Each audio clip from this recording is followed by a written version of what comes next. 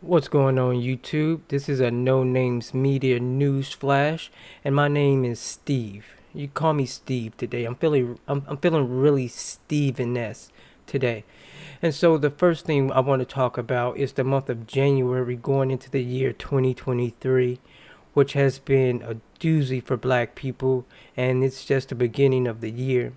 So the first thing we're going to discuss that really was brought to my attention, amongst other things, amongst other tragedies involving the police and regular citizens and black people, I want to first talk about and discuss the situation with Anthony Lowe.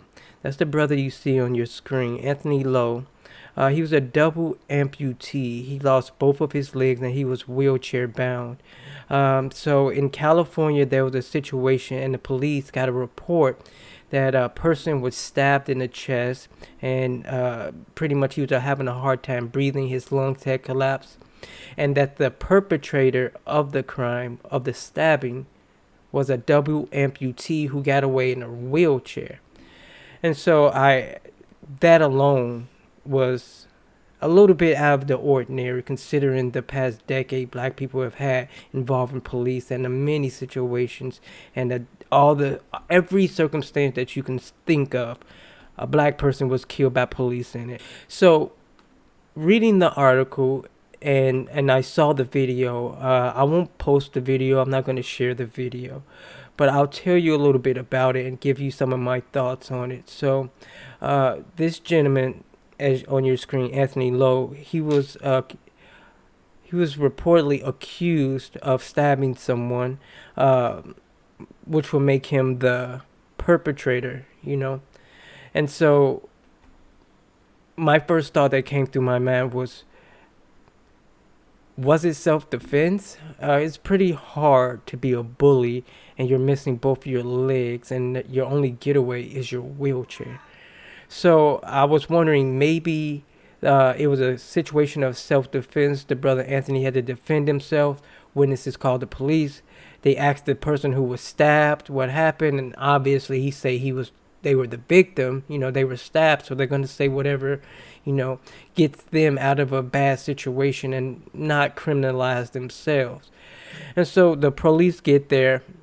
The brother Anthony in the video, he jumps out of his wheelchair and he begins to run off, scurry off, I guess you could say, with a 12-inch butcher knife in his hand. The article also says the police attempted twice to use, on two different occasions, attempted to use tasers. However, it was ineffective against Anthony. And so one of the officers felt the need that he shoot Anthony, I believe it was 6 or 8 times, because he feared for his life, because he believed Anthony was going to throw the knife at him, pierce his bulletproof vest, and stab him in the chest also. After watching the video, I wanted to make note of was the fact that once they shot Anthony, a double amputee, once they shot him and he lay motionless on the ground, they still handcuffed him. They moved the knife out the way, they kicked it over, and one of the officers still handcuffed this man. Now, the situation for me is, it's unfortunate and it's not good that if the reports are true, Anthony stabbed someone outside of self-defense and possibly could have nearly killed them. But at the same time, as a human being, I think everybody has a right to human decency and proper help when they require it. And so we've been seeing for over the years that in every situation that a black person has been shot, whether they lay dead or dying on the ground, they still handcuff them. And many people would say that's policy, that's normal, they have to do that, that's in their training. Well, even if it's in their training, shooting unarmed people isn't in their training, but they do it anyway. So handcuffing someone who's not moving, who's pretty much dead, and you still handcuff them, and you want me to believe that you can provide them proper medical care. It's pretty far fetched. I don't buy it. It's really unfortunate that his brother died. As more information comes out, as particularly what I'm waiting for is the autopsy. I want to see exactly how many of those eight shots hit him, if they were entrance rooms to the front or to the back. But it's already ended up and started off as a bad year, 2023, for black people across the nation. Anthony Lowe is just one of many victims, one of three high-profile victims that have been victim of murder in this country. We also have the gentleman, Tyree Nichols, who recently died, and the surveillance videos were released of 6 or 7 police officers beating this young man to death, not rendering him aid or any assistance whatsoever. In a few days, he died in the hospital. The biggest two things that people have taken from the Tyree Nichols case was the speed that they released the police officers involved names, and how quick they lost their job. No administrative leave, no pending investigation. They just lost their jobs, and many believe because the first 6 officers they reported as being involved with his murder were black.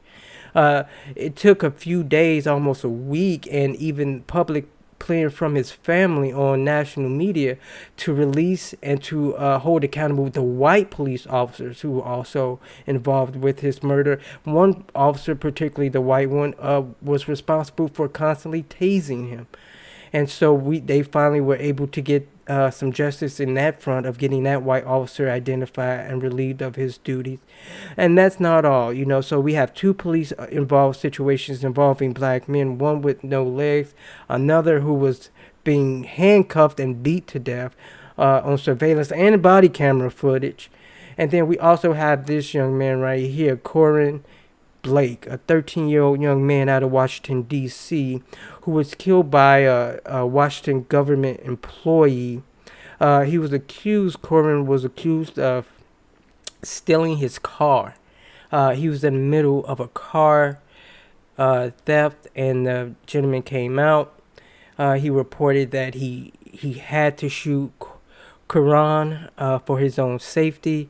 He reported that there was an altercation, and that's why he had to shoot. As the media say, a 13-year-old child, but as you can see on the screen, this young man's last words was, "I'm only 12."